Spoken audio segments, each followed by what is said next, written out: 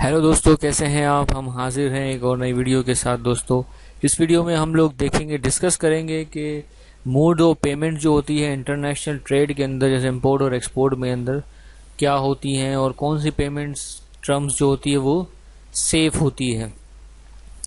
तो दोस्तों, यहाँ पर हम चार टर्म डिस्कस करेंगे। एडवांस पेमेंट, लेटर एलसी भी डिस्कस करेंगे, लेटर ऑफ क्रेडिट एलसी, और डीपी, डॉक्यूमेंट अगेंस्ट पेमेंट।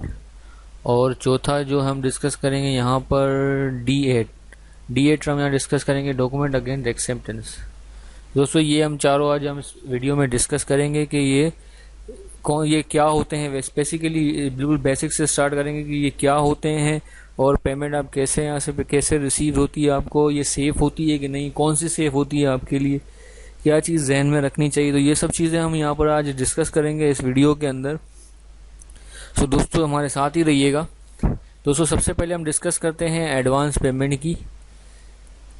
दोस्तों, यहाँ पर जो सबसे बेस्ट जो ऑप्शंस होता है एज अ एक्सपोर्टर, अगर आप एक्सपोर्टर हो तो सबसे बेस्ट यही होता है कि आपको जितने भी आप प्रोडक्ट बेच रहे हो उसका जो ही पैसा है, ये बेस्ट ऑप्शंस होता है कि वो आपको एडवांस में मिल जाए। इससे बेहतर और क्या हो सकता है कि आप जो चीज़ बेच रहे हो उसकी जो पैसे हैं वो आपको एडवांस में ही मिल जाए। उससे बेहतर और क्या हो सकता है।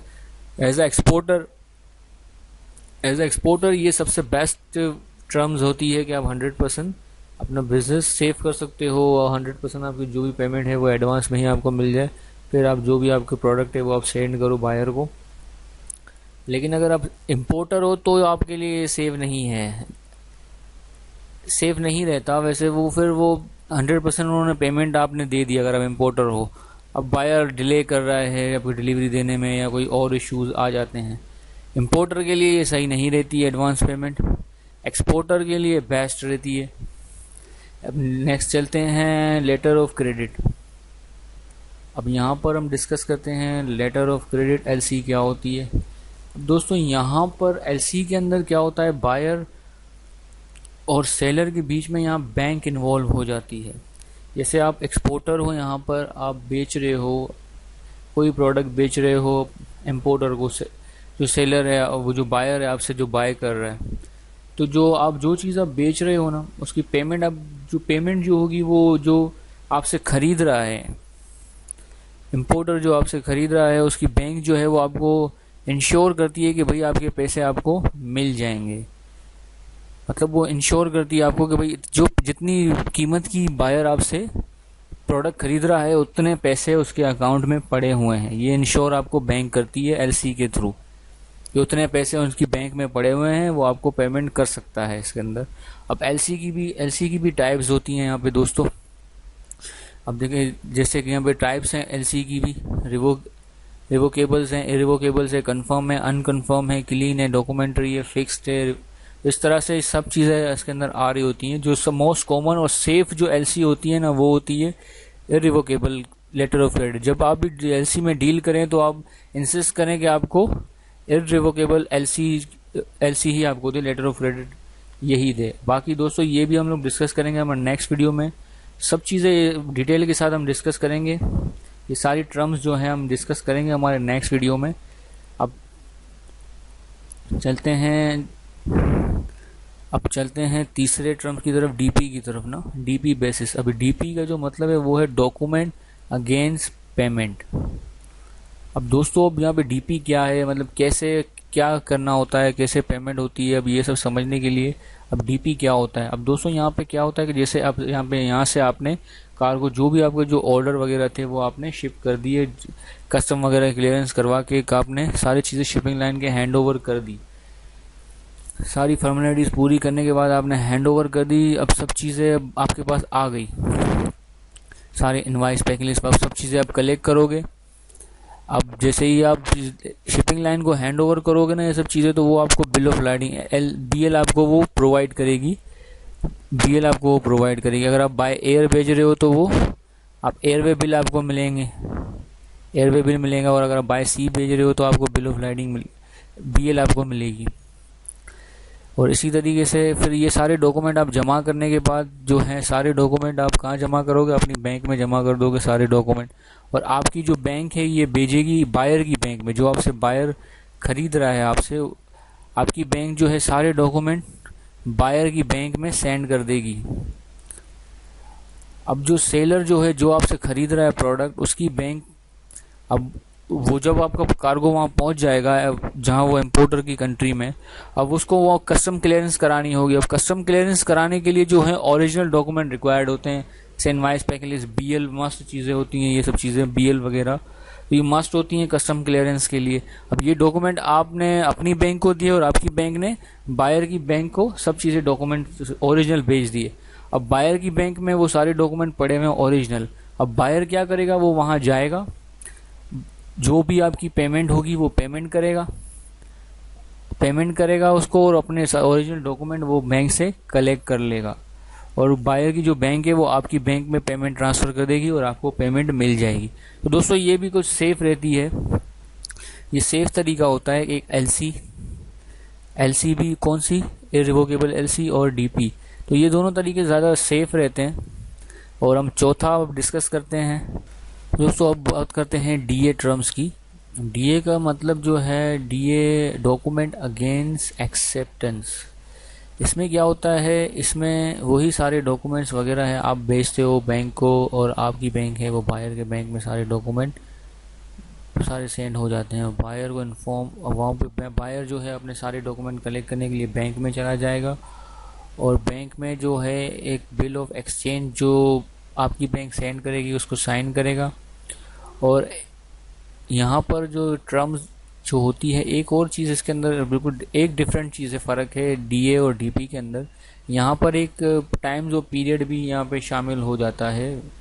टाइम्स ऑफ पीरियड का क्या मतलब है, अब यहाँ पर क्या होता है कि बायर और आपके दरमियान एक एग्रीमेंट होता है। बायर जो कहता है कि भाई मैं आपको बीएल में 30 दिन में आपको पेमेंट करूँगा, या तो 60 दिन में या 90 दिन में, जैसा आपके और बायर के दरमियान जो भी बात तय हुई है उस पीरियड में आपको पेमेंट करेगा। यहाँ पर सिर्फ डीए के अंदर एक यही चीज़ नई होती है कि इसके अंदर पीरियड ऑफ टाइम शामिल हो जाता है। डीपी में तो क्या है, जब तक आपका बायर बैंक में पेमेंट नहीं करेगा, बैंक उनको ओरिजिनल डॉक्यूमेंट प्रोवाइड नहीं करेगा।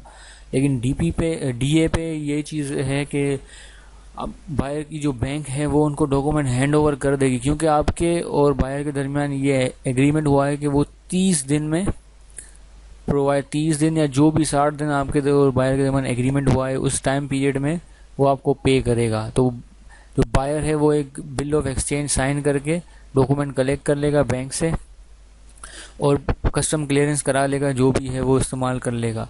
और जब तक आपकी जो टाइम पीरियड है वो मैच्योर नहीं हो जाती, तब तक वो आपको पेमेंट नहीं करेगा। अब 30 दिन में अगर आपने सेलेक्ट किया तो वो 30 बिल ऑफ एक्सचेंज की बीएल डेट से स्टार्ट होगी।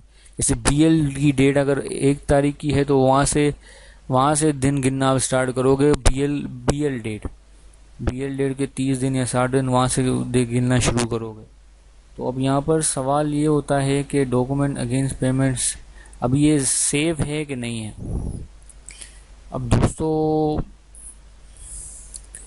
अब ये कि पीरियड ख़त्म होने, जो भी ये आपका टाइम पीरियड कॉन्ट्रैक्ट में तय हुआ है, उस पीरियड ख़त्म होने के बाद आपका जो बायर है वो आपको पेमेंट देगा कि नहीं देगा, ये सारे सवाल पैदा होते हैं। कि अब दोस्तों हमारी जो ओपिनियन है इसके मुताबिक जो लीगल स्ट्रेंथ है डीए टर्म की वो बहुत ही वीक है। इंटरनेशनल लीगल टर्म जो है बहुत ही वीक होती है। सो अगर आपके बायर के साथ स्ट्रॉन्ग बिजनेस रिलेशनशिप नहीं है ना, अगर आप बायर के साथ नए हो, तो आप ये देखो कि वो बायर इतना पे कर सकता है कि नहीं, उसकी क्रेडिट वर्दीनेस है कि नहीं है, और कितना पुराना बायर, ये सब चीज़ें चेक करना लाजमी होता है। जब आप डीए टर्म्स पर आप काम कर रहे हो तो ये सब चीज़ें लाजमी देखना होता है कि कहीं, और ऐसे फ्रॉड भी काफ़ी हो रहे होते हैं और होते हैं, इंटरनेशनल बिजनेस के अंदर ऐसे होते हैं। तो आप थोड़ा सा ये सब चीज़ें पहले आप देख लो, पता कर लो कि आपको जो बायर है क्या वो सब चीज़ें कितने सालों से काम कर रहा है, क्या एक्सपीरियंस है, उनकी क्रेडिट वर्दीनेस क्या है उनकी, वो पेमेंट आपको कर पाएगा कि नहीं कर पाएगा। दोस्तों ये सब चीज़ें हम करने से पहले बाद में परेशान होने से बेहतर ये है कि शुरू में ही सब चीज़ें देख ली जाएँ। जल्दबाजी से काम ना लिए जाएं। तो दोस्तों ये 4 वो टर्म्स थे जो इंटरनेशनल मार्केट में यूज़ होते हैं इंपोर्ट एक्सपोर्ट की पेमेंट के लिए। एडवांस पेमेंट जो एक्सपोर्टर के लिए जो बहुत बेहतर होता है, इंपोर्टर के लिए थोड़ा सा सही नहीं रहता। इसी तरीके से लेटर ऑफ क्रेडिट एलसी दोनों के लिए बेहतर रहती है। एक्सपोर्टरों के लिए जो है, अगर आप एक्सपोर्टर हो तो अपने बायर से आप डिमांड करो इररिवोकेबल एलसी। इसी तरीके से अगर आप डीपी पे काम कर रहे हो तो डीपी बेस्ट रहता है। डीपी और एलसी ही ज़्यादातर यूज़ होते हैं बिज़नेस की पेमेंट वगैरह के लिए। इस इंटरनेशनल बिजनेस में ज़्यादातर डीपी और एलसी ही ज़्यादातर यूज़ हो रहे होते हैं। डीपी में जब तक आपका पेमेंट नहीं करेगा आपका बायर, तब तक उसको ओरिजिनल डॉक्यूमेंट नहीं मिलते, तो ये किसी हद तक सेफ रहता है, वो पेमेंट करना उसको लाजमी हो जाता है।